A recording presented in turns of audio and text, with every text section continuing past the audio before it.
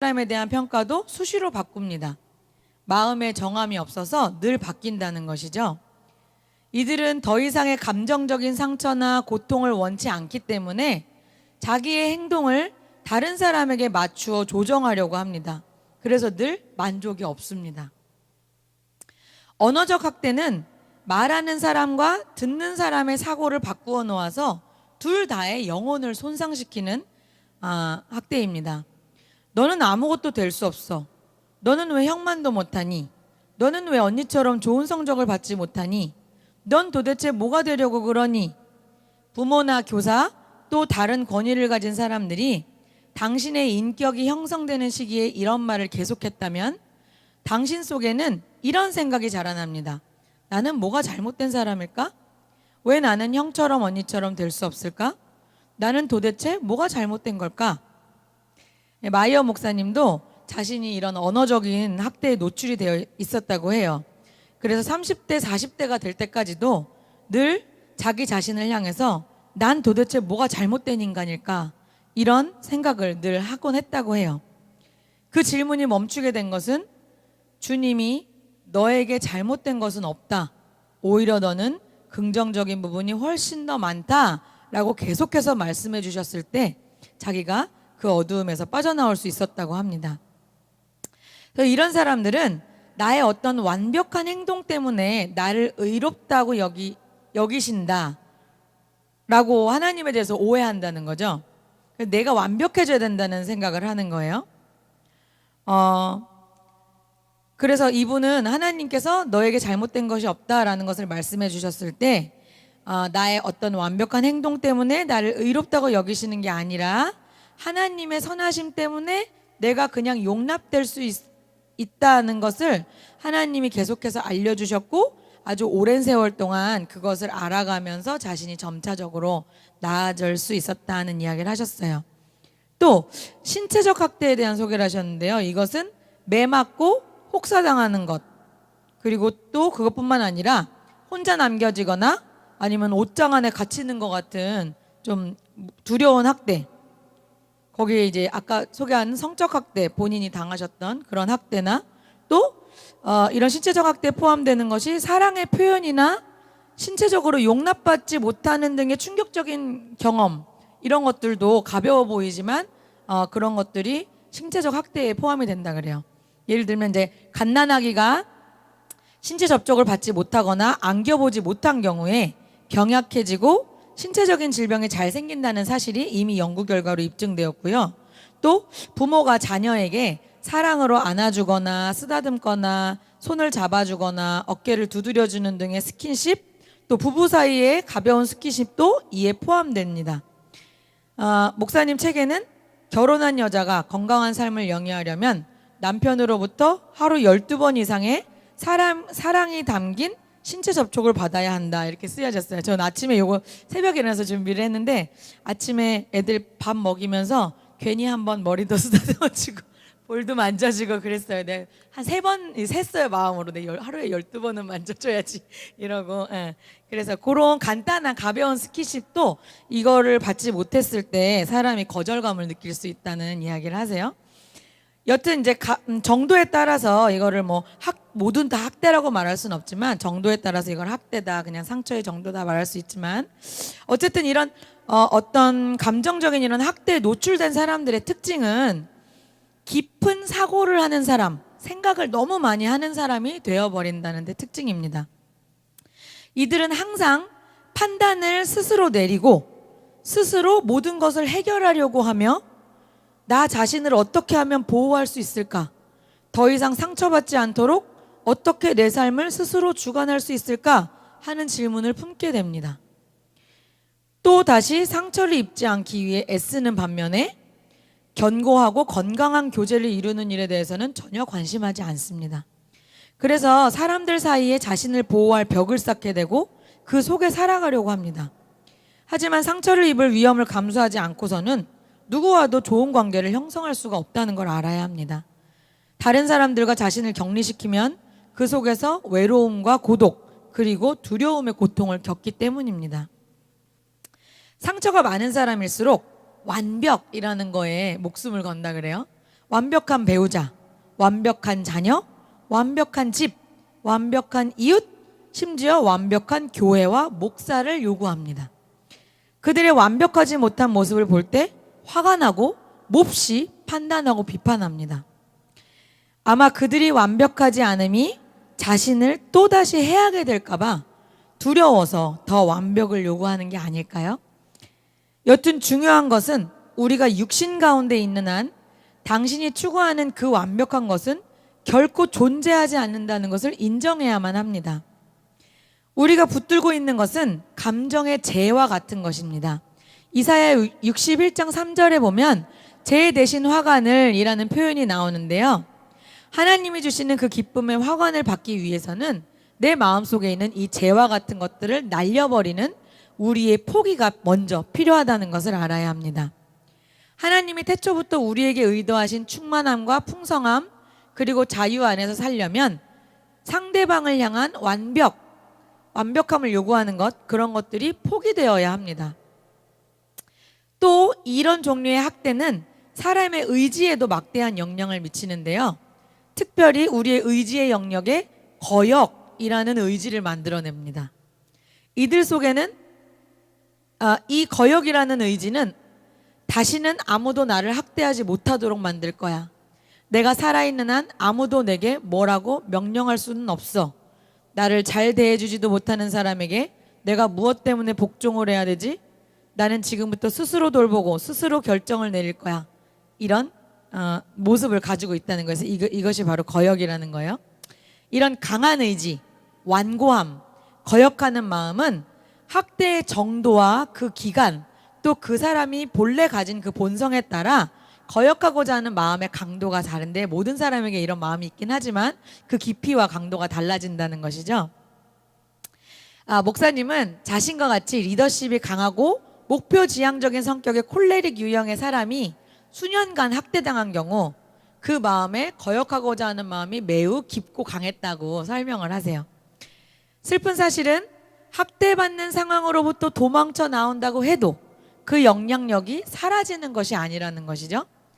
상처 입은 사람들은 상처 입은 다른 사람에게 이끌리는 경우가 많기 때문에 오랫동안 학대를 받아온 피해자는 대부분 비슷한 피해자와 또 결혼을 하게 되는 것입니다. 그 결과 그들은 또다시 서로에게 상처를 입히게 되곤 합니다. 또한 그로 인해 그들의 자녀 역시 학대당하기가 쉽고 그것은 또 그 다음 세대로 대물림 되기가 쉽다는 것입니다. 우리가 저희 교회 분들은 목사님한테 치유를 많이 배워가지고 이런 것들을 알고 있잖아요. 근데 이것을 끊어내는 방법은 뭐냐? 그것은 오직 예수님밖에 없다는 것입니다. 예수님의 혈통을 이어받아서 이것을 인지한 당신이 이렇게 선포해야 합니다. 이것으로 충분하다. 이 학대의 저주는 더 이상 지속되지 않고 바로 이 순간 내 세대에서 중단될 것이다. 아무런 생각 없이 감정과 느낌을 쫓는 대신에 예수님의 길을 따르기로 마음에 결심할 때 그때부터 하나님이 정하신 방법대로 우리가 사용될 수 있고 이 가문의 저주라고도 불릴 수 있는 저주들이 끊어질 수 있다는 것이죠. 하나님은 우리가 태어나기 이전에 각 사람을 위한 특별한 계획을 세우셨다고 성경에 말합니다. 이것은 실패, 불행, 가난, 질병을 가져오는 계획이 아니라 선한 계획이며 생명과 건강, 행복과 성취를 위한 계획입니다. 예레미야 29장 11절에 나 여호와가 말하노라 너희를 위한 나의 생각은 내가 아나니 재앙이 아니라 곧 평안이요 너희 장래에 소망을 주려 하는 생각이라 하셨죠. 그러나 앞에서도 잠깐 말씀드린 것처럼 우리의 원수는 하나님이 세우신 멋진 계획을 무너뜨리려고 애를 씁니다. 이것을 회복시킬 능력은 오직 하나님께만 있다는 것을 알아야 합니다. 하나님은 우리가 태어나기 이전에 예비하신 선한 계획을 훼손하기 이전의 상태로 또는 사단이 우리를 향한 하나님의 계획을 무너뜨리기 이전의 상태로 회복시켜 주실 수 있는 유일한 분입니다. 주님께 회복받기로 결심하고 주님께 그 아픔을 오픈하기로 결심해야 합니다. 그리고 오픈해야 합니다. 학대받은 그 일을 하나님 앞에 내려놓기로 결정하면 하나님은 그를 강하고 훌륭하고 영적으로 능력 있고 민감한 사람으로 만들 수 있게 됩니다. 그리고 인위적으로가 아닌 성령께 구해서 마주하는 과거를 마주해야 합니다. 이것은 전에도 소개한 적이 있었는데, 인위적으로 어떤 최면이나 이런 걸로 잠재의식 속으로 들어가서 상처 입은 해로운 기억들을 모두 파헤쳐 버리면 감당하지 못해서 오히려 위험에 처할 수도 있다는 얘기를 써두셨거든요, 앞장에서.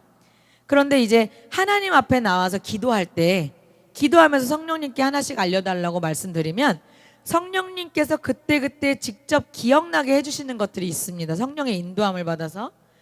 그런 것들은 안전한 이유가 그 자리에서 즉시 그 문제를 하나님께 의탁드리고 아까 말씀드린 것처럼 감정의 죄로 날려버릴 수 있기 때문에 반드시 성령님의 인도를 받아 해결하도록 해야 합니다.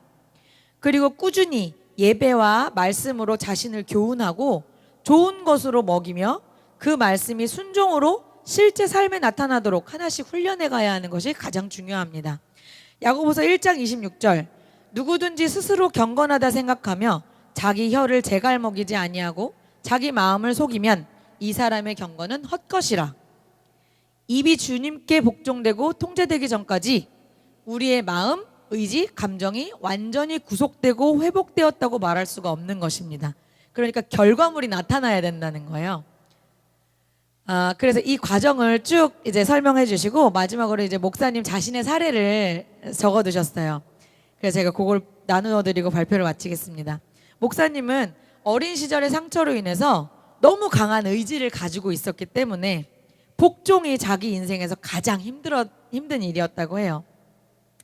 특히 자신에게는 권위에 복종하지 못하는 고집스럽고 완고한 태도가 있었다고 합니다. 아주 사소한 일부터 큰 일까지 어떤 것이든 권위에 대해서는 순종할 수 없는 그런 마음이 있었는데요. 예를 들면 이제 부부 사이의 이야기를 써놓으셨어요. 부부에도 이제 남편의 권위가 있잖아요. 어느 날 아침에 목사님은 남편이 이제 방에 설치해 놓은 새 욕실에서 샤워를 했습니다. 남편이 수건거리를 아직 설치를 해놓지 않아서 자기는 수건을 그냥 변기 뚜껑 위에 올려놓고 샤워부스 안으로 들어갔습니다. 그런데 남편이 지나가다가 그 모습을 보고 말했습니다. 왜 수건을 여기다 놨어? 갑자기 기분이 너무 상했습니다. 거기에 놓은 게 뭐가 잘못됐나요? 그러자 엔지니어 출신 남편은 전형적인 수학적인 논리로 말을 이었습니다. 아직 바닥에 매트를 깔지 않았어요. 샤워부스 문 앞에 수건을 놓으면 샤워를 마치고 수건을 집어들 때 카페트 위에 물을 흘리지 않을 텐데. 이미 목소리가 많이 높아지셨대요. 이 여자 목사님이 대답할 때, 아니 내가 카페트에 물을 좀 흘린 게 그렇게 큰일인가요? 화가 나신 거예요. 자기는 발끈해서 목소리를 높여 따져 묻기 시작했습니다. 자기가 화를 내자 남편은 어깨를 이렇게 올려버리고 그냥 가버렸습니다. 무시한 거죠. 저도 이런 무시를 많이 당해봐서 알아요.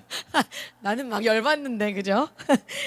근데 하지만 자기는 이 일로 인해서 남편이 가버리고 나서 화가 나서 수건을 바닥에 집어던져 버렸습니다. 그리고 샤워부스 안으로 다시 들어갔을 때 너무너무 화가 나서 혼자 막 소리를 질렀대요. 그러면서 또 이렇게 소리쳤대요. 소리를 질렀더니 샤워도 편안하게 할 수가 없잖아. 도대체 누가 나한테 이래라 저래라 하지 않으면 나는 아무것도 할 수 없다는 거야, 뭐야? 스스로 막 화가 난 거죠.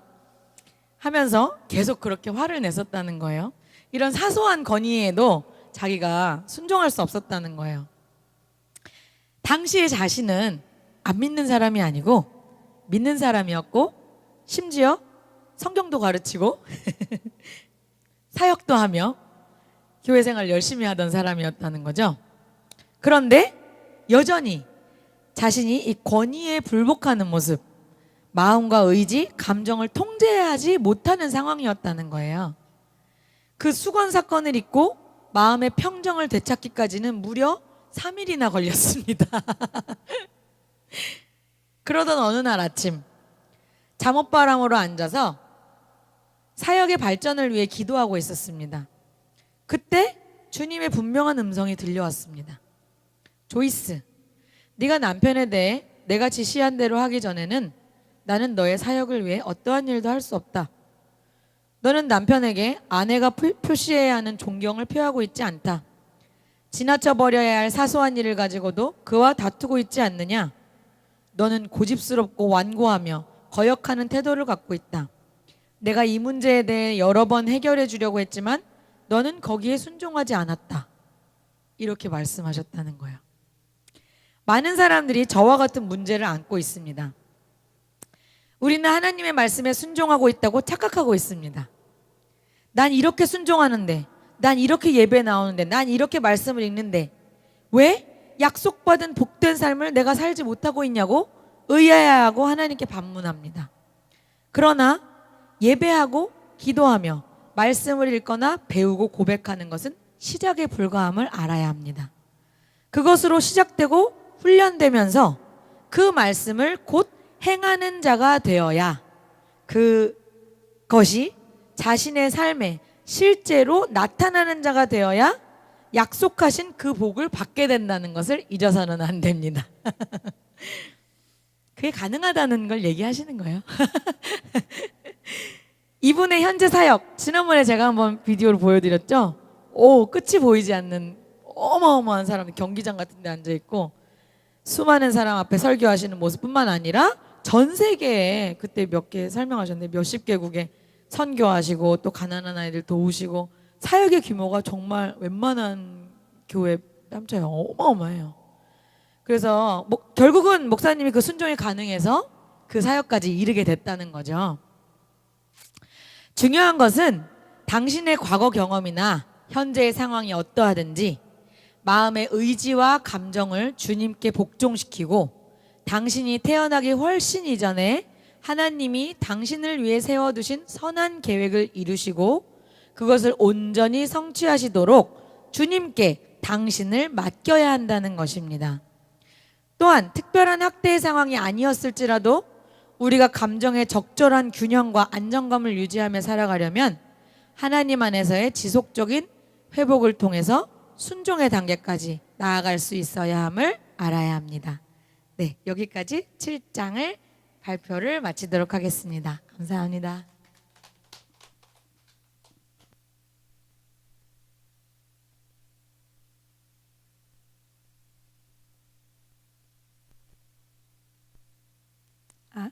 할렐루야. 네, 오늘 제가 원래 이 말씀을 추석 전에 드리고 싶었는데 준비를 하다가 다 준비를 못 맞춰가지고 지난주에 못 드렸고요. 명절을 지내는 지혜에 대해서 말씀드리기 원합니다. 제가 이제 추석하면은 뭔가 하고 생각을 해봤는데 사실 추석이 뭔지 잘 몰라요. 그냥 친척들 이쪽 저쪽 만나보고 어릴 때는 이제 세뱃돈 얼마 받았는지 얘기하는 그런 시간이었는데 진짜 추석이 뭐지? 하면서 이제 하나님이 마음을 주셔서 추석에 대해서 연구를 했더니 자세히 찾아봤더니 추석이라는 게 이제 옛날에 전기불이 없을 때 달이 제일 보름달일 때가 좋은 날이었다는 거예요, 전통적으로. 근데 1년 중에 8월 15일은 달이 제일 큰 달이 뜨는 날이라 그날은 모든 사람이 축제를 벌였다는 거죠. 그래서 이제 아주 우리나라 옛날부터 이 날이 축제일이 돼가지고 음식을 하고 이제 이렇게 해서 즐겼다는 날인데 그래서 이제 추석이 시작된 거예요. 근데 여기에다가 이제 하나님 믿지 않는 사람들은 제사나 뭐 이런 것들이 섞여가지고 이렇게 다양한 형식으로 이렇게 지내고 계시는데 추석에 대해서 함께 말씀을 나눠보기 원합니다. 이렇게 그 추석이 이제 달을 즐기는 축제일이었는데 거기다가 우리나라는 이제 제사가 섞여서 추석 때 제사 드리는 집이 굉장히 많죠. 근데 성경에는 제사를 드리지 말라고 돼 있죠. 제사를 드리는 거는 뭐라고 돼 있죠? 귀신과 함께 너희가 잔을 먹는다고 돼 있어. 네가 어떻게 주의 잔과 귀신의 잔을 같이 먹을 수 있냐? 이런 표현까지 있거든요. 너가 하나님보다 높냐? 이렇게 네가 하나님을 화나게 할 수 있냐? 이렇게까지 정확하게 나와 있거든요. 그래서 이제 제사하지 말라는 거는 기독교인들은 제사 안 한다는 건 다 알아요. 근데 그럼에도 불구하고 이제 전통적인 생각 중에 뭐가 있냐면 제사를 그래도 드려야 효자고 제사를 안 드리면 불효자다. 그래서 하나님도 섬기지만 제사도 포기하기는 조금 껄쩍지근하다. 이런 생각을 하는 분이 아직도 많으신 것 같아요. 그래서 이제 제가 이 말씀을 조사를 해보게 됐어요. 제가 이제 제사에 처음 시작이 어디부턴가 그거를 찾아봤거든요. 처음 시작이 어디게요? 제사가 중국에서 온 거는 아시죠? 그래서 제사가 중국에서 왔는데 중국에서 그 우리가 생각하는 유교의 공자가 시작한 게 아니고요. 원래는 그 훨씬 이전에 시황제라는 그런 황제가 있었어요. 근데 그 황제가 하늘의 신께 예배하던 거 있죠. 그게 처음 제사라는 거예요. 그래서 이렇게 화려한 음식을 해놓고 하늘의 신께 예배한 게 근데 그 묘사가요. 거의 창세기에 나오는 하나님에 대한 묘사와 같아요. 하늘의 신께 예배한다는 게 보세요. 초월적 절대적 존재로서 인간의 문물을 주재하고 천지 자연과 길흉화복을 주관해 인간으로 하여금 이를 쫓아서 모든 것을 결단하게 하는 그 궁극적인 존재 이렇게 나와 있거든요. 그럼 이게 뭘까요? 거의 하나님에 대한 얘기랑 비슷하지 않아요? 또 다른 유교 설명 사전에 뭐라고 되어 있냐면 그 시황제가 제사를 드렸던 대상인 상제에 대해서 어떤 존재냐? 우주와 인간을 주재하는 초인간적 초자연적 절대신 이렇게 돼 있어요. 그리고 상제는 인간을 감찰하고 화복을 내려주는 무한한 권위를 지닌 절대적인 타자 이렇게 돼 있거든요. 결국에는 이분이 하나님을 예배한 것처럼 추정되기도 해요. 왜냐하면 그 내용이 거의 하나님에 대한 묘사와 같기 때문에. 그런데 이 시황제가 예배하던 이 하늘신을 어떻게 조상신으로 바꾸게 됐냐? 그 당시에 그 밑에서 있던 그 제후들 있죠. 밑에 신하들이 시황제가 하던 거를 따라하게 된 거예요. 뭔가 멋있어 보여서 황제가 하는 걸 우리도 하면 뭔가 좀 있어 보일 것 같아서 따라하게 된 거죠. 근데 그때는 제사가 죽은 부모에게 한 게 아니라 산부모를 앉혀놓고 효도의 입장에서 했다는 거예요. 그런데 그게 이제 나중에 공자 다음에 제자인 주자라는 사람이 있거든요. 그 사람이 죽은 부모에 대한 걸로 하자라고 바꾼 거죠. 그러니까 처음부터 죽은 부모에 하자는 게 아니라 이게 쭉 역사를 거슬러 보면 이게 변해서 죽은 부모에게 하자 이렇게 된 거죠. 그리고 처음에는 황실과 또 거기에 있는 신하들만 하던 거를 춘추전국이라는 중국의 그런 어떤 그 여러 가지 어려운 시기를 통해서 이 뭐라 그래야 돼요? 옛날에는 상하 관계가 되게 강하잖아요. 근데 내 밑에 사람이 높아지고 싶은 거예요. 위치를 높이고 싶을 때 제후들은 그 제사를 드렸는데 우리도 제사를 드리면 뭔가 우리 신분도 상승이 되겠다 이런 생각하에서 중국 사람들이 다 제사를 드리게 됐다는 거죠. 지금 이게 중국의 제사 역사고요. 이건 제가 기독교 역사를 찾아본 게 아니라 그냥 제사의 유래를 찾아본 거예요. 근데 이 상태에서 우리나라에는 언제 넘어왔냐면 조선시대 때 딱 넘어왔어요. 태조 이성계가 처음 그 왕권을 가질 때 무력으로 가졌잖아요. 쿠데타로. 그러니까 자기가 이미지가 좋지가 않죠.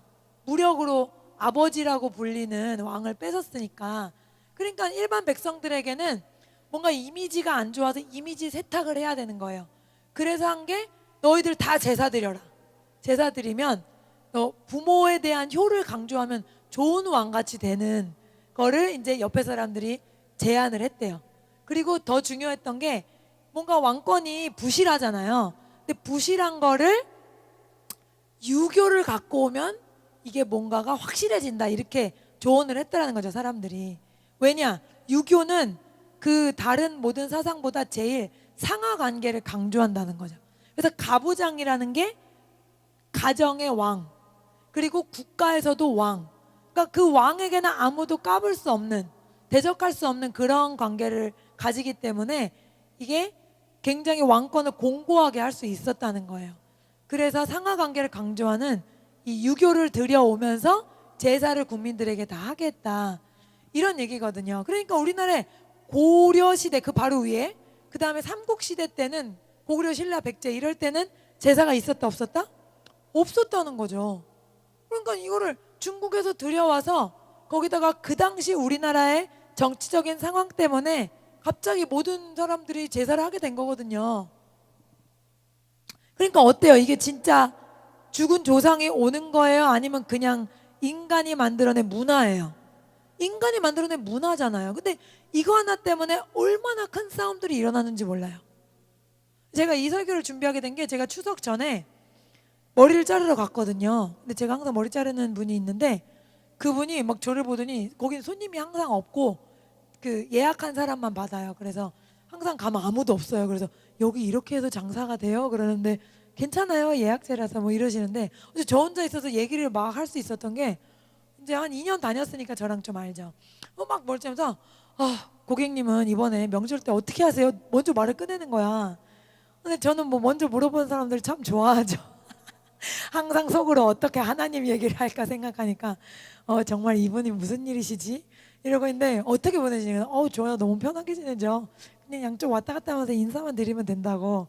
그랬더니 자기는 지금부터 화가 난대. 아니 결혼도 안 한 분이 무슨 지금부터 화날 일이냐고.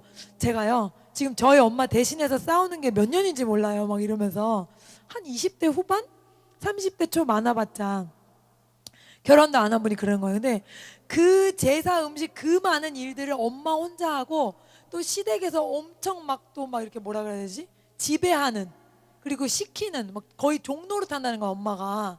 그거를 아빠까지 다 편먹고 해주는 것 때문에 자기가 나서서 엄마를 위해 싸워주지 않으면 엄마는 죽을지도 모른다는 거예요. 그래서 자기가 지금 그 싸울 일을 지금 이틀 전인데 그걸 생각하고 있으면 막 손에 안 잡힌대. 막 그래서 내 머리도 어떻게 자를지 몰라서 걱정이 돼. 자기가 일이 손에 안 잡힌대. 그래서 그래요? 그래서 그래요? 이러면서 또 자연스럽게 제사 얘기를 시작한 거죠. 이 얘기를 제가 해주게 된 거예요. 근데 제가 그때까지도 자세히는 몰랐어요. 근데 알고 보니까 더 황당한 거예요.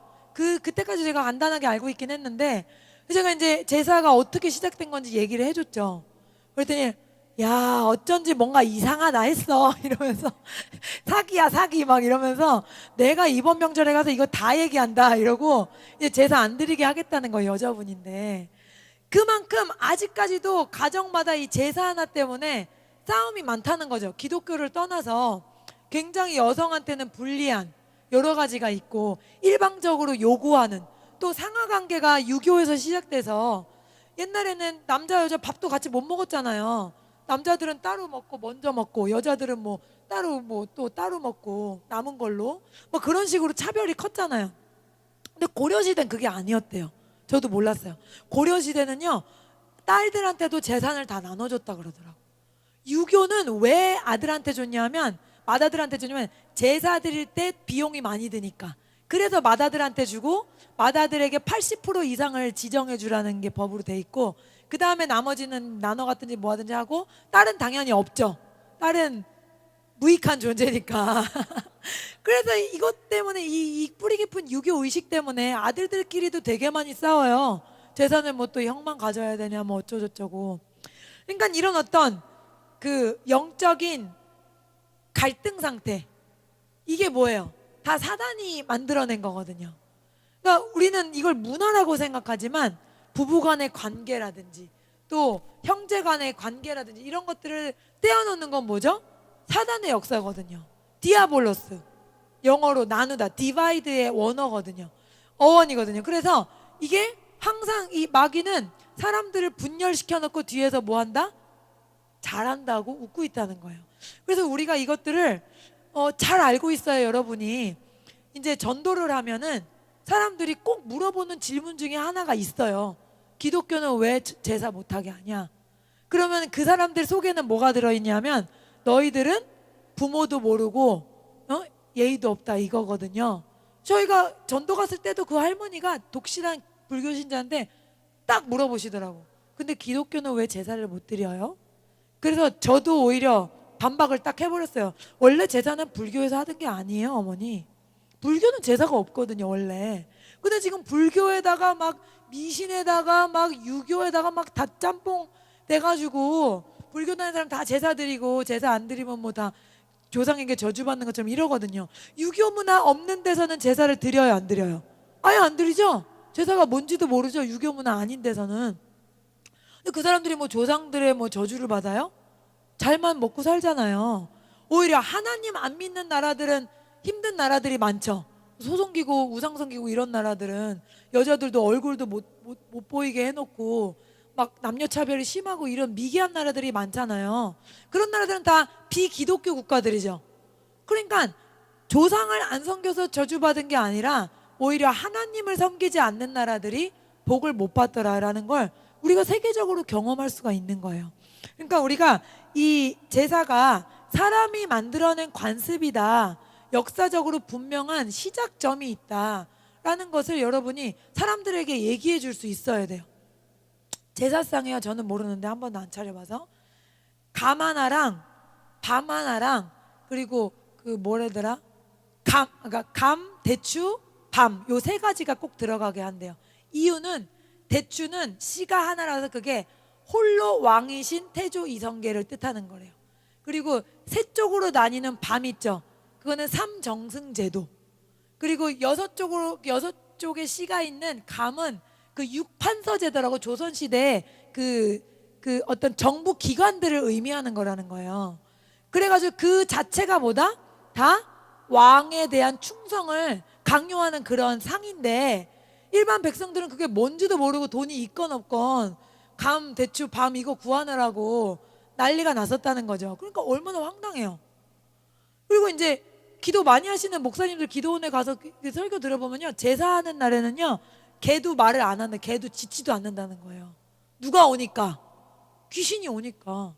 조상이 오는 게 아니라 귀신이 온다는 거죠. 그 동물, 미물들도 안다는 거죠.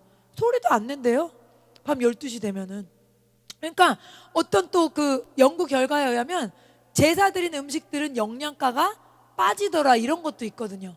그게 다 누가 먹는 거예요? 우리 조상은 하나님 뭐라 그러셨어요? 너희가 한 번 죽는 것은 정해진 것이요 그 후에는 심판이 있으리니. 그러니까 한 번 죽고 그 다음에 하나님 앞에 가야 되는 거예요. 누구라도 그건 제한이, 예외가 없는데, 그 다음에는 조상은 올 수 없는데 누가 오냐는 거죠.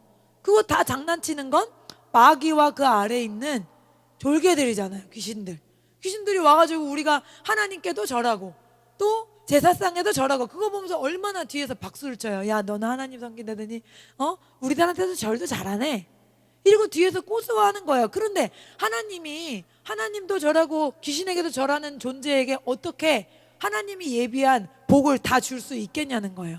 하나님이 복을 주기 싫은 게 아니라 우리가 복 받을 그릇이 준비되지 않으면 못 받는 거잖아요. 근데 사단은 그걸 원하는 거죠. 네가 하나님에도 한 발, 귀신에도 한 발 걸어서 양다리 걸치다가 하나님이 주시는 복을 못 받게 되는 거. 얘는 어떻게 하든지 우리의 영과 혼과 육이 뭐 하길 원해요? 망하고 멸망하길 원하잖아요. 복을 못 받길 원하잖아요. 그러니까 계속해서 이거를 효라는 거랑 연결을 해가지고 이거를 안 드릴 수가 없게 계속 방해를 한다는 거죠. 실제로 전도하다 보면 이 제사 때문에 교회를 나오기가 꺼려진다는 사람들이 아직도 많아요. 지금 제가 얼마 전에 전도한 애기 엄마도 그 남편이 제사 문제 때문에 하나님을 믿어야 될지 말아야 될지 고민한다 그러더라고요. 그러니까 이게 보통 문제가 아닌 거예요. 그러니까 여러분이 이거를 확실하게 알고 전도하실 때, 또 교회 다니면서도 제사를 드리는 사람들에게 확실하게 얘기를 해야 될 줄로 믿습니다. 그러니까 이게 절대 뭐 성경을 떠나 인간적인 문화와 어떤 그런 관습이기 때문에 하든 안 하든 그건 상관이 없다. 그리고 하는 거에 의미가 없다. 조상이 오는 게 아니기 때문에. 그리고 그러니까 하나님은 그러니까 뭘 강조하세요? 하나님은 죽은 사람에게 하는 거는 의미가 없다는 거예요. 죽은 사람은 올 수가 없으니까. 그럼 뭐 하라고요? 하나님은 부모에게 공경하라는 거예요. 산 부모에게. 10계명 중에 4가지 계명은 하나님께 대한 거죠. 그 다음에 나머지는 사람에 대한 건데, 사람에 대한 거의 첫 번째가 뭐예요? 부모에 대한 거예요. 부모 먼저인 거예요. 왜요? 인간은 은혜를 모른다는 거죠.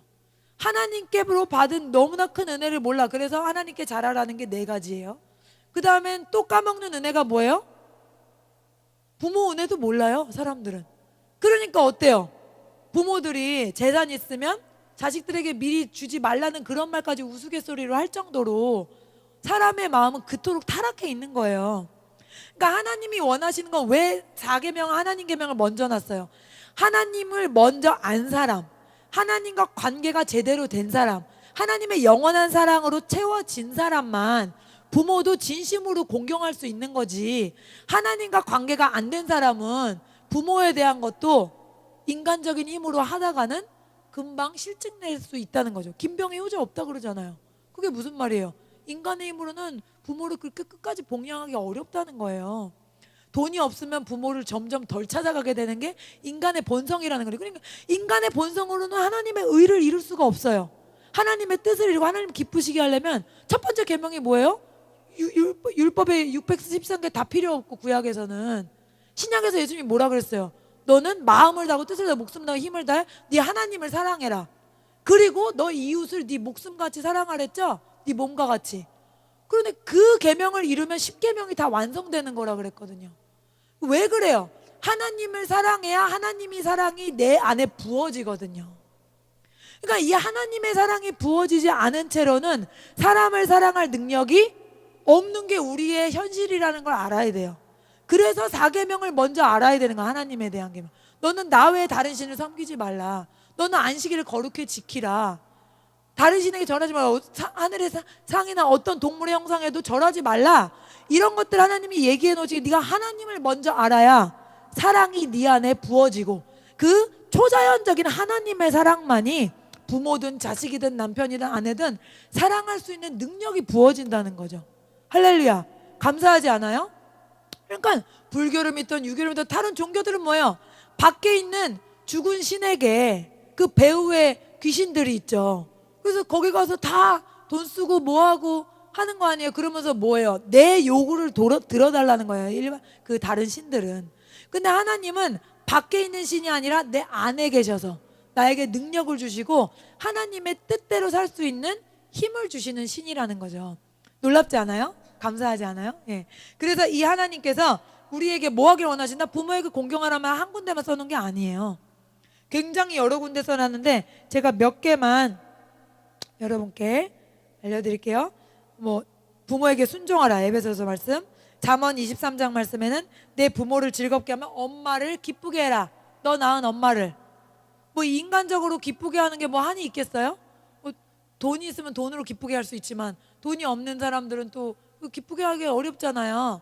그러니까 기쁘게 하라는 게 되게 추상적인데, 이거는 내 마음에 부모에 대한 사랑이 있으면 언제든지 기쁘게 할 수 있는 것 같아요. 단지 뭐 전화를 몇 번 하고 뭐 용돈을 얼마 드리고 뭐 그런 금액적인 게 아니라 정말 내 엄마를 존경하고 소중히 하고 그 존재를 사랑하는 마음이 내 안에 있느냐는 거죠. 그런데 하나님의 영이 내 안에 없으면 그 마음은 기대를 하지 말라는 거예요. 반대로.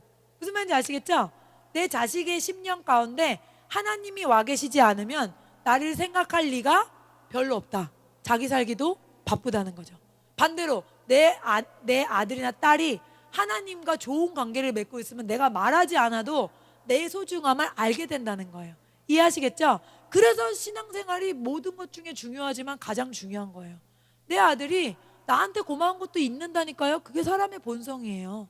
그렇기 때문에 여러분에게 신앙교육을 아이들에게 신앙교육을 하는 것이 굉장히 중요합니다. 마태복음 15장 4절 구약성경에 뭐라고 되어 있냐? 주님이 인용하셨어요. 내 부모를 공경하라. 아버지 어머니를 비방하는 자는 반드시 죽임당하리라. 무섭죠?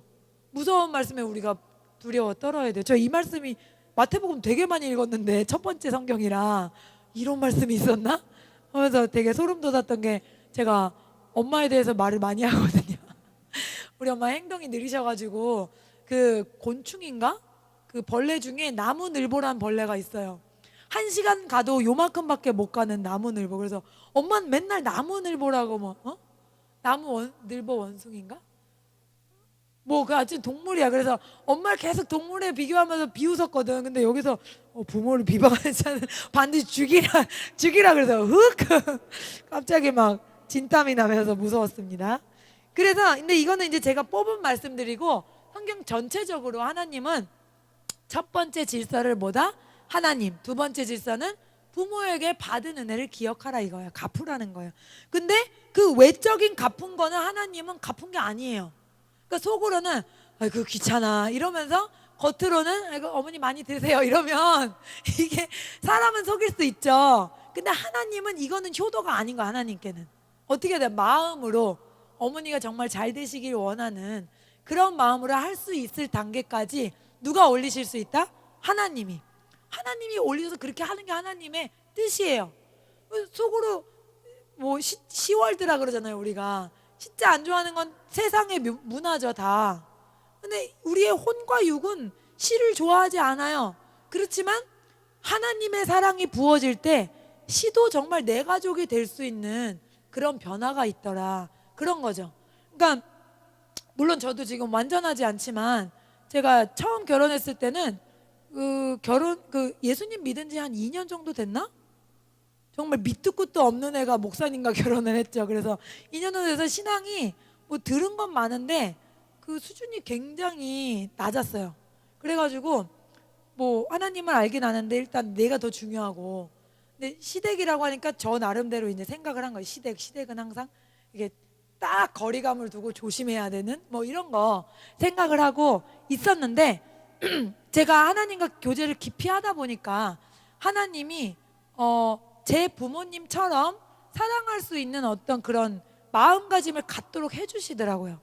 하나씩 한꺼번에 된 건 아니고 하나씩 이렇게 어떤 다른 말씀을 듣다가도 이렇게 깨닫게 되고, 한 번은 윤석철 목사님이 그 말씀하시더라고. 명절 설교하시는데 너희들은 뭐 남편은 지부모만 따라가고 여자는 또 지부모만 따라가서 서로 지부모만 중요하다 그런다는 거예요. 그러면서 이제 막 강하게 설교하시잖아요 이번엔. 그러면서 진짜 모르는 게 있다는 거예요. 진짜 모르는 게. 그래서 뭐냐 그랬더니 그 아담과 하와가 결혼할 때 아담의 갈비뼈에서 하와를 만들었죠. 그거 아시죠? 그러니까 하와의 존재가 아담에게서 나왔잖아요. 그러니까 하와의 진짜 부모가 시부모라는 거예요. 이해되세요? 그러니까 막 여자들은 싫어하죠. 싫어하는 여자 성도들은 이 얘기들은 싫어하는데, 근데 저는 그 얘기 듣는데 정말 맞는 것 같아라는 생각이 드는 거예요. 내 존재가 내가 남편에서 왔고 남편의 부모에게서 내가 시작된 거구나, 그 생각이 그냥 저는 들어왔어요. 그래서 이 부모님이 내 원래 부모님이구나, 그 생각이 한 번 또 들어왔었고, 또 이제 제가 신혼 초에는 막 부모님이든 시부모님이든 뭐 아가씨든 제가 뭐 나도 뭐 대학도 나고 배울 거 다 배웠는데 뭐 할 말은 해야지 하면서 할 말을 했거든요. 근데 그 당시에는 제가 이게 뭐 잘못됐나? 할 말을 하고 살아야지 서로 이렇게 생각했는데, 기도하면서 제가 신앙이 성장하면서 보니까 하나님이 너가 그걸 잘못했다는 거예요. 근데 너무 오래돼가지고 또 어떻게 수습할 수가 없는 거죠. 죄송한 마음이 인제서 드니까 한 5년 6년이 지나서 그때 하나님이 이제 가끔 저에게 쓰시는 방법이 뭐냐면, 구약에 보면은 속건 제사가 있거든요. 속건 제사 뭔지 아세요? 빚진 사람한테 그 사람에게 빚진 거에 몇 배를 갚으주라는 하나님의 명령이 있어요. 그래서 하나님께도 예배를 드리고 제사 헌물을 드리고 그 내가 빚졌다고 생각하는 그 사람에게 이렇게 어떤 그 제물로 뭔가 갚는 그런 게 있거든요. 성경에, 구약에. 그래서 너가 마음이 불편하면은 그거를 하라는 마음 하나님이 주셔가지고, 그럼 제가 얼마를 할까 했는데 하나님이 딱 떠올리게 해주시더라고요. 그래서 그거를 이제 시부모님께 하니까, 그때 제가 돈이 있어서 한 건 정말 아니고요. 막 이렇게 제 입장에서 최선을 다했어요. 그렇게 해서 이제 제가 그동안 좀 부족하게 해드린 거가 죄송하다 이렇게 했더니 관계가 확 좋아지는 거예요. 부모님들도 말씀은 안 하셨지만 얘가 정상은 아니구나 이런 생각을 하셨을 거 아니에요. 그래서 어쨌든 그런 어떤 그 관계 가운데 제가 하나님 앞에 변화되고 새로워지고 좀 성장하면서 뭔가가 관계가 달라지는 걸 느끼겠더라, 이거를 제가 전해드리고 싶어서. 그러니까 하나님의 성령님은 하나 되게 하시는 영이라 그러잖아요. 그래서 하나님의 성령이 역사하면은 관계가 좋아지거든요. 교회도 성령이 역사하면은 서로 막 사랑이 넘치죠. 성령이 역사를 안 하면 서로 막 미워 죽겠고 속해도 같이 드리기 싫고 이런 거거든요. 그러니까 하나님의 성령으로 내가 충만함 받는다는 거는 어떤 관계 가운데 내가 다리가 되고 또 화해자가 되고 결합할 수 있는 하나님의 도구가 되는구나, 그거를 제가 느꼈어요. 그래서 이렇게 조금씩 하나님이 그 관계들을 변화시키시고 진정한 사랑 가운데 우리가 이렇게 하나가 되도록 해가시는 거를 제가 느꼈거든요. 그래서 참 감사한 것 같아요. 그러니까 하나님이 원하시는 효도나 사랑이라는 게 이런 진심으로 마음에서 우러나는 거지, 어떤 형식적으로 때가 돼서 뭐를 해주고 내 의무 다 했으니까 그만이고 뭐 이런 게 아니라는 거죠. 더 나아가 부모님에 대한 사랑은 그 영혼을 사랑해야 되거든요. 그 영혼이 예수님을 믿으시는지를 확인해야 되는 거죠. 물론 기도 많이 하시는 어머니나 아버지 있는 분들은 괜찮지만 내 부모님이나 시부모님이 믿지 않으신다면 그분의 영혼을 위해서 기도하는 게 가장 큰 효도다. 제가 캐나다에 있을 때는요, 그 슈퍼하시는 집사님이 일하시면서도 일주일을 엄마 아빠를 위해서 영혼이 구원받기 위해서 금식을 하시더라고. 되게 감동이 됐어요. 조금 있으면은 어르신들이 캐나다로 오신대요, 다니러. 근데 연로하셔서 이제 정말 얼마 사실지 모른다는 거예요. 근데 아직도 예수님을 모르신다고 그러시면서 금식을 하시더라고, 그분이. 제가 감동을 되게 받았거든요. 그러니까 정말 그 영혼이 하나님 앞에 가시게 하는 거, 영원토록 주님과 함께 사시게 하는 게 가장 큰 효도지. 이 땅에서 뭐 제물로 뭐 하고 이렇게 했는데 그거는 죄 때문에 지옥에 심판받으면 무슨 그게 의미가 있겠어요, 그렇죠? 그래서 어떤 양 부모님들이 예수님 안에 생명을 얻게 되도록 간절하게 기도하는 그런 중보기도자로서의 사명을 감당해야 된다. 네. 그래서 이제 제가 그 전에 목사님이 사주신 전도가 너무 쉬워요 책을 쓰신 손현보 목사님 있잖아요. 문 두들기면서 다 전도하셨다는 시골에서. 그분의 간증집을 최근에 이제 잠깐 다시 보게 됐는데, 그분이 어떤 간증을 써놓으셨냐면, 처음에 예수님 믿었을 때요, 너무 가난해가지고 아빠 없이 혼자서 엄마가 4명 남매를 키우셨대요. 그래서 교회를 다닐 수 없는 상황인데 본인이 이제 먼저 다니시고, 교회를 다니고 하나님을 알고 보니까 일만 하고 그렇게 힘들게 자식들 키우는 엄마가 너무 불쌍하더라는 거예요. 그래서 교회를 같이 가자고 하면은 엄마가 너나 믿으라 그러고, 그리고 너는 정신이 나갔다 그러고 막 이렇게 많이 핍박을 했대요. 엄마가 논일하고 밭일 해야 되는데 같이 하자 그러면 난 교회 가야 된다고 가니까 너는 사람이 아니라 그러고 엄청 혼났는데, 이분이 엄마의 마음이 워낙 강팍하시니까 고등학교 3년 내내 하나님 앞에 결단을 했대요. 제가 매일 새벽에 나와서 2시간을 기도하겠습니다. 우리 엄마의 영혼을 주님께 맡깁니다. 기특하지 않아요? 고등학교 3년 내내 2시간을 새벽에. 밑도 끝도 없는 중학생이 그거를 결심하고 무조건 교회에 나와가지고, 처음에는 기도를 할 줄을 몰라가지고 너무 앉아있기가 힘들었다는 거예요. 모든 기도 다 해도 10분이 안 넘는데 어떻게 2시간을 때우나 하면서 이렇게 하고 있었는데, 하나님이 그 시간을 받더라는 거죠. 그래서 3년 뒤에 자기를 그렇게 핍박하던 엄마가 예수 믿으시고 또 형제들이 4명이 다 예수를 믿게 됐다는 놀라운 간증을 하시더라고요. 그래서 이게 우리가 가족 전도가 어렵다 그러잖아요. 그냥 되는 게 아닌 거예요. 정말 눈물로 씨앗을 뿌리고 시간을 정해서 중보기도 하고 때로는 금식도 하면서 이렇게 영혼을 위해서 애써야지 그냥 되는 게 아니다. 그래서 주님이 기뻐하시는 효도는 살아계실 때 마음으로 하는 것. 물론 제가 뭐 이런 얘기하면은 너무 뭐 시댁이나 뭐 어쩌면 요즘엔 또 뭐 친정에서 센 데도 있으니까 친정에서 너무 불의한 어떤 뭐 그런 걸 요구하고 너무 노예같이 뭐 이렇게 부리고 그런 건 어떡하냐, 또 그렇게 하시는 분들도 있어요. 근데 그런 것들은 내 입장에서 최선을 다하고 기도하면서 하나님께 지혜를 구하시면 될 것 같아요. 우리게 너무 불의하게 요구했을 때 뭐 다 들어주는 게 무조건 하나님 뜻은 아니거든요. 하나님은 우리 자신을 가장 사랑하시기 때문에 우리가 마음으로 원해서 우러나서 하길 원하시지만, 하나님은 우리를 제일 사랑하시니까 너무 뭐 이렇게 과도하게 어떤 그런 폭력적인 그런 관계, 그런 거는 아니다. 그래서 하나님께 기도하시면서, 하나님 제가 이건 어떻게 하길 원하세요? 이렇게 물어보면서 조정해 나가시면 될 것 같아요. 처음에는 이제 저도 제가 좀 부족했을 그때는, 지금도 많이 부족하지만 왜 명절 당일 되면은 시댁 시아버님의 형님네 갔다가 그 다음에 시댁에 갔다가 그 다음에 이제 저희 집에 오는 코스였거든요. 보통 딸들은 그 중요 메인 시간을 뺀 그 저녁 시간에 가는 그게 문화더라고요. 처음에는 그걸 받아들이기도 힘들었어요. 우린 딸밖에 없어가지고 왜 우리 엄마 아빠는 하루 종일 혼자 있어야 되나, 그 생각 때문에 힘들었는데, 이제 또 이제 그 힘들었던 게 아침 점심을 같이 먹었는데 그 다음엔 나도 우리 집에 가고 싶은데 그 시댁 어른들은 이런 그 자녀들을 같이 모시고 싶은 거죠. 뭔가 악의 있게 한다기보다는, 그러니까 딸이 올 때까지 기다리라는 거예요, 저보고. 고모 올 때까지 기다려. 애들 고모 올 때까지 기다려. 근데 고모는 한 4시쯤에 와요. 4시쯤에 와가지고 같이 얘기하고 뭐 또 밥 먹자 그러면 그냥 다 가버리는 거예요. 그러니까 저는 또 맏딸로서 뭔가 그런 책임 의식이 강했거든요. 그러니까 이러면은 우리 엄마 아빠는 하루 종일 혼자 계신데 이건 정말 불의한 거 아닌가? 그래서 제가 불의한 거 아닌가를 처음에는 이제 몇 년은 그냥 했어요. 그러다가 하나님께 또 물어봤죠, 제가. 조금 성숙한 다음에 하나님, 이건 정말 불의한 것 같은데 제가 어떻게 하면 좋을까요? 그렇게 여쭤봤더니 하나님이 니네 부모는 내가 책임진다. 뭐 그러시더라고. 왜냐면 생각해 보니까 우리 부모님은 교회에서 그 시골 분들이 막 전도 부쳐오시고 떡도 해오시고 하셔가지고 무슨 집안의 어른처럼 목사님을 꼭 찾아오세요. 추석 때. 그게 딱 생각나게 하시더라고. 니네 부모는 외롭지는 않다. 이렇게 하시면서 또 니네 부모는 평소에 많이 볼 수 있지 않냐.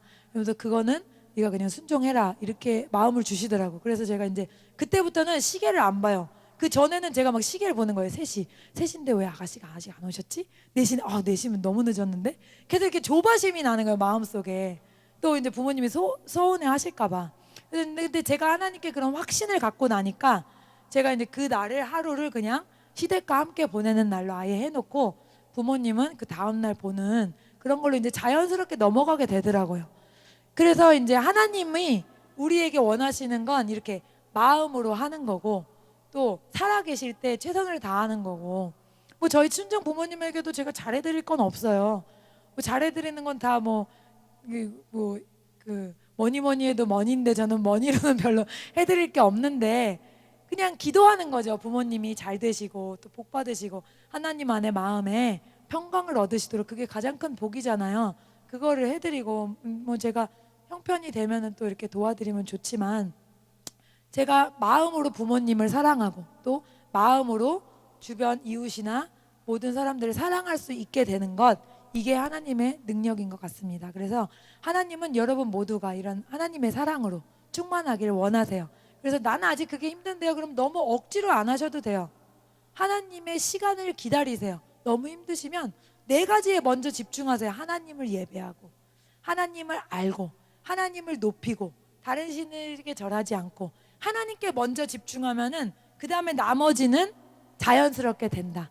그래서 우리가 억지로 하는 게 아니고 율법으로 하는 게 아니라 하나님께 집중하면 우리에게 능력을 주시는 그런 하나님이신 줄 믿습니다. 예, 기도하겠습니다. 살아계신 하나님 감사합니다. 우리 추석 명절을 지내면서 명절을 지내는 지혜에 대해서 배웠습니다. 하나님, 우리가 제사는 하나님께 드리는 것이 아니고 또 죽은 부모에게도 하는 것이 아니라 오직 귀신들에게 하는 그런 행위인 것을 저희가 배웠습니다. 하나님, 저희들이 단호하게 끊을 수 있도록 인도해 주시고 혹은 또 전도할 때 믿지 않는 자들에게도 정확하게 객관적으로 이야기해 줄 수 있도록 저희들에게 지혜를 더하여 주시옵소서. 또한 하나님은 먼저 하나님을 사랑하고 이웃을 내 몸같이 사랑하라고 하셨으니 먼저 하나님을 사랑하는 것에 저희가 마음을 쏟게 하여 주셔서 저희 마음에 사랑이 충만하게 하시고 이웃이나 부모나 형제나 자매나 마음으로 사랑하고 그들을 위할 수 있도록 은혜를 베풀어 주시옵소서. 예수님의 이름으로 기도했습니다. 아멘.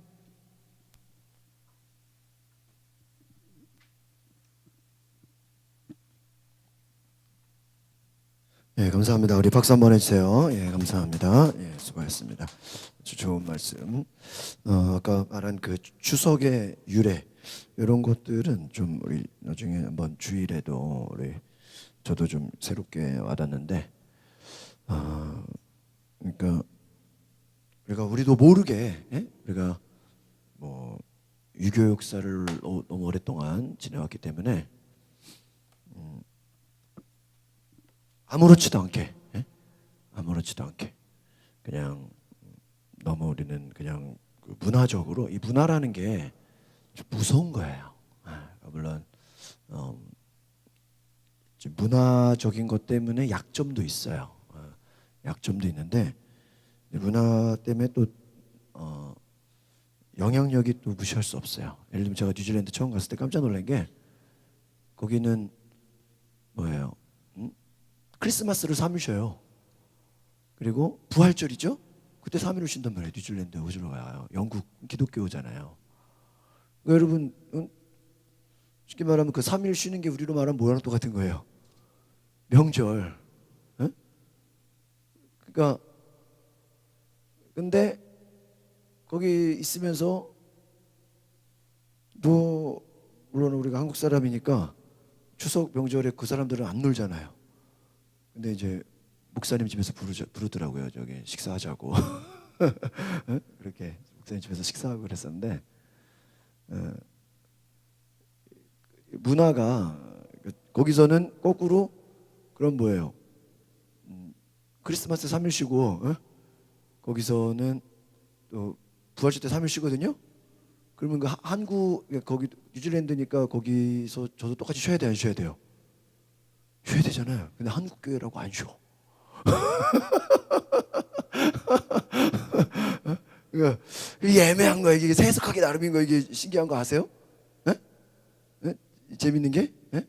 그러니까 우리가 뉴질랜드면 거기는 연휴가 크리스마스하고 그러니까 이렇게 말하면 예수님 부활절이 연휴란 명절인데 그때는 별로 그냥 연휴를 안 지내고 그 생각 안 해서 제가 야 이게 그렇구나. 그러니까 우리도 모르는 사이에 그러니까 우리가 너무 당연하게 그러니까 여러분 당연한 게 아닌 거죠. 그러니까 잘 생각해 보면 그게 그러니까 제가 예전에 말씀드렸지만은 우리 독립운동 여러분 우리들의 싸울 것은 뭐라 그래요? 우리들의 싸울 것은 혈기 아니요. 우리 이 찬양이요. 우리 나라의 독립운동하는 신흥무관학교의 그 교가요, 군가. 오늘날 말하면 우리나라 최초 독립운동 군대의 군가가 우리들의 싸울 것은. 근데 이게 어디서 왔어요? 찬송가예요. 그러니까 왜 기독교를 선택했냐? 이 나라가 불교, 유교. 그래서 여러분이 당당하게 불교, 유교를 마음껏 좀 큰 소리 칠 수 있는 게 뭔지 알아요? 이 나라, 우리나라 대한민국의 불교, 유교 그 결과가 뭐예요? 시컨 불교 섬기고 시컨 유교 섬겼죠? 박정선 선생님 그 결과가 뭐예요? 이 나라가 잘 되고 부흥했어요? 대한민국 뭐 세계를 제패했어요? 불교, 유교 죽어라 했는데 그 결과가 뭐야 나중에 막판? 역사가 뭐예요 우리 윤집사님? 무슨 시대? 일제시대. 불교 죽어라 섬기고 유교 죽여라 섬기고 제사 지내고 했는데 그 결과가 뭐야? 나라 뺏기는 무슨 시대? 일제시대. 결국 죽어라 결과가 뭐예요? 나라 뺏기니까 좋아요? 막 남자들 막 군인으로 다 잡혀가고 여자들 다 그냥 끌려가고 불교 유교 결과가 뭐예요? 일제시대. 일본에게 나라가 뺏겼어. 그래서 독립운동가들 중에 여러분 불교 유교 이거 싹 다 필요 없다. 새로운 신흥 뭘 받아들이자? 기독교를 받아들이자. 그리고 독립운동도요. 여러분 독립운동 시작한 게 불교일까요? 유교일까요? 기독교일까요? 기독교예요. 아시겠어요? 저도 그때 말씀드렸죠. 제가 내년 달력을 제가 벌써 다 골라놨어. 제가 하도 이제 홍보물이 오니까 미리 이제 한번 쭉 보니까요 골라놨어. 내년이 그 3.1운동 그 독립기념회 몇백 주년 그런 19, 19니까 100주년 그렇지. 3.1운동 100주년에 해야 19년이잖아. 1919잖아 우리가 그건 아시죠? 그 정도는 1919년 3월 1일이잖아. 근데 이제 내년이 2019년이니까 1919에서 이제 그래가지고 그 독립운동 그 이제 그게 테마야 다음 내년에. 그래 달력이요 그 독립운동의 그 주인공들을 딱 1월 달에 누구 2월 달에 누구 쫙 이렇게. 여러분 기독교가요 70%예요 70%. 여러분 그 민족 대표 중에요 80%가 기독교예요. 근데요 기독교만 다 하자 그러면 뭐야? 이게 민족 운동이 안 되니까 뭐 천도교 뭐 이렇게 불교 몇 개는 껴준 거야. 아시겠어요? 예? 뭐 이승만, 김구재가 다음번에 뭐 인문학 공부하는데 이승만, 김구 다 기독교예요. 거기 특별히 우리 감리교회가 굉장히 또 이 독립운동에 앞장섰어. 독립운동. 언제 한번 우리가 교회에서 한번 기회가 되면 그런 제암리교회 들어보셨어요? 그래서 감리교회. 그 당시에 옛날에 예배 드리는데 다 집어넣고 일제시대 때 일본 사람들이 문을 잠가버리고 불태워버렸어. 여러분 오늘날요 우리가 그렇게 해서 예수 믿게 된 거예요. 뭐 이래서 교회 빠지고 저래 빠지고요. 여러분 만약에 할머니 할아버지가 교회에서 예배 드리다가 일제시대 때 불타 죽었다 그러면 여러분이 교회 우습게 여기겠어요? 야, 너희 할머니가 순교한 사람, 너희 할아버지가 순교자들이다. 그러면 그래서 이런 역사 굉장히 중요한 거다라는 거 알고 계시고 여러분 언제 기회가 되면 좀 이런 부분에 우리가 잘 알아서 오늘 전도할 때 그렇죠? 여러분 전도할 때 지금은 이제 그냥 뭐 우리가 시대가 하도 악해가지고요. 그냥 교회 가세요. 뭐 그렇게 해가지고는 별로 안 먹혀요. 그냥 뭐 시간 될 때 오세요. 여러분 시간 돼도 교회 안 와요. 딴 데 가죠. 바빴어요. 그럼 뭐 시간 나면 교회, 시간 나도 교회 안 와요. 딴 데 가죠. 영화 보러 가죠. 그러니까 여러분 우리가 이제는요 따라합시다. 전도는 설득이다. 뭐예요? 설득. 여러분 그 홈쇼핑을 잘 봐요. 처음에 볼 땐 저거 필요도 없는데 계속 보다 보면 내가 뭘 당하고 있어 막 설득당하고 있어. 막 보다 보면 저 사야 되네. 저 안 사면 큰일 나겠는데 막 보는 즉시 뭐를 당해? 설득을 당한다니까. 세상 물건 하나를 팔아도요 제일 좋은 거라 그러고 이거 있으면 난리 난다 그러고요. 설득을. 근데 우리가 예수를 증거하면서 예수를 전하면서 복음을 전하면서 확신이 없어. 그리고 또한 뭐라 그럴까요? 설득을 못해. 그냥 두려워하고 무서워하고 겁내고 이래가지고는 뭐 제대로 전도할 수가 없다 생각해요. 오늘 제가 아침에 기도하는데 하나님 그런 감동을 줘요. 옛날에 저희가 초창기 교회 차도 없을 때 옛날 생각이 갑자기 오늘 아침에 기도하다가 그때 막 차도 없어가지고 신은정 집사 차에다가 막 뭐 다라이에다가 막 어묵을 막 왕창 가져가가지고 기억나요? 기억나?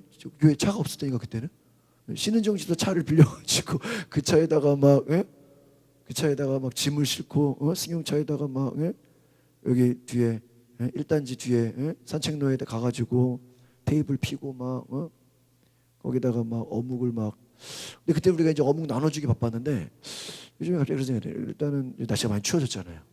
다시 한번 생각해 어묵을 주면서 이번에는 교회를 소개하는 차원으로 하지 말고 여러분 교회는 다 알아요. 이제 제가 보니까요. 저 우장산 쪽에 사는 사람도 우리 교회를 알아요. 왠지 알아요? 여기 지나가면서 다 봐요. 그러니까 요 화곡동 라인 있죠. 이쪽은요 우리 교회 다 알아요. 근데 물어보면 알아요. 이제 홍보는 웬만큼 됐어. 이제 교회를 그렇잖아요. 여러분 뭐 홍보는 뭐 무슨 병원 하면 알잖아요. 근데 우리가 안다고 그 병원을 꼭 가는 건 아니잖아요. 그렇지? 어디 주유소 한다고 뭐 꼭 그 주유소를 가는 건 아니잖아요. 그러니까 교회는 대충 알아요. 옛날에는 교회가 이제는 별로 그런 사람 없어요. 저도 어디 가면 그 교회요? 막 이래요. 제가 또 이제 어디 만나 보면 그 교회 목사님이세요. 인사를 받아요. 근데 여러분 교회가 우리가 뭐 간판을 뭐 크게 했다고 사람들이 교회 오는 게 아니에요. 그거는 교회를 그냥 알리는 거지만 실제로 전도는 하나님의 능력을 경험해야 돼. 하나님의 선하심을 맛보아 알지어다. 여러분 마트 가면 어때요? 뭐를 시켜줘요? 시식을 시키죠. 근데 꼭 배고플 때 마트 가면요 시식하다가 다 사버려. 절대 배고플 때 마트 가면 안 돼. 그렇죠? 배고파가지고 시식하다가 어때요? 시식해보다 이것도 사고 또 시식해보다 이것도 사고 나중에 보면 또 먹지도 못하는데 막 왕창 사놨어. 근데 그게 뭐예요? 맛을 보게 하는 거예요. 그러니까 별거 분명히 내가 이거 시식 안 했으면 이거 안 샀는데 시식했다가 사고 하나 먹어봤다가 사고. 혜gin이가 지난번에 배가 고팠는지요 이마트 갔는데 아빠 따라와봐. 그리고 아빠를 떠들고서 뭐하니까는 이거 좀 먹어봐. 그러니까 자기가 먹었는데 자기가 더 먹고 싶은데 자기가 그냥 먹기는 미안하니까 아빠 먹어봐면서 자기가 하나 먹으라. 그러니까 두부야 두부. 두부에 간장을 이렇게 줄인 건데 그거를 먹은 거 몇 개를 먹고 맛있어가지고 아빠 와봐 그러더니요 아빠 하나 먹어봐 그러고 주면서 자기도 또 몇 개 먹어. 미안해가지고 내가 2개 샀다니까. 그러니까 좀 막 더 먹으래 막. 애가 막 먹으니까 미안해가지고 사 안 사? 사요. 애가 막 계속 그거 먹는데 그 다 먹고 거기 있는 거 다 먹어 시식이는. 너 두부를 못 먹어 집에 두부가 없니? 다 먹어요. 그러니까 내가 샀다니까요. 걔가 안 먹었으면 안 샀을 텐데. 깨달은 게 뭐예요? 하나님의 능력을 뭘 봐야 돼? 맛을 봐요. 이걸요 교회 오세요. 교회 오기도 전에요. 우리 그 전도 세미나 들어보면요. 뭐 전도하다가 알겠어요. 내일 교회 갈게요. 안 온대요.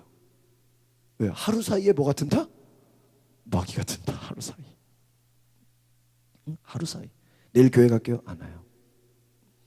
여러분 말로 되는 게 아니에요. 그 자리에서 하나님의 능력을 뭐하게 만들어야 돼요? 네? 맛보게 해야 돼. 그래서 요즘에 제가 어떤 생각이 드냐면 이제 우리 10월 달부터 첫 주에 이제 어묵을 한 100개, 100개, 120개 정도 해서 갖고 나가서요. 나눠주면서 기도해주고 기도 제목 있냐? 어디 아픈 데 있냐? 어디 뭐 문제가 있냐? 그 자리에서 뭐라 해줘요? 기도해줘. 그냥 상담해주는 거 아무리 얘기 들어주다 시간 나가버려. 이제 뭐 상담하는데 그런 얘기 하지 마세요. 그러면요. 자기 힘든 거 얘기하다가 그 한 사람 20분 얘기했다 다 끝나버려 전도가. 그렇게 사람은 교회 안 와. 시간을 뺏어버려 시간을. 제가 짧게 하고 싶은 막 얘기 있으면 어디 와서 해라? 교회 와서 언제든지 교회 와라. 당신 기도 제목이 뭐 있냐? 아픈 데 있냐? 문제가 있냐? 어디 뭐 힘든 거 있냐? 어디 뭐 그러면 지금 내가 뭐 해주겠다? 기도해 주겠다. 이게 지금 당장 나을 수도 있고 또 뭐예요? 집에 가서 나을 수도 있고 또 뭐예요?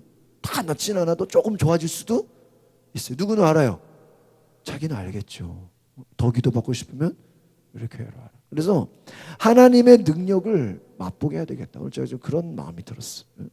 우리가 뭐 커피라든지 뭐 차라든지 이런 거는 그냥 사람들을 불러 모으기 위한 하나의 방법일 뿐이고 여러분 뭐 요즘 시대가요 선물로도 되는 시대가 아니에요.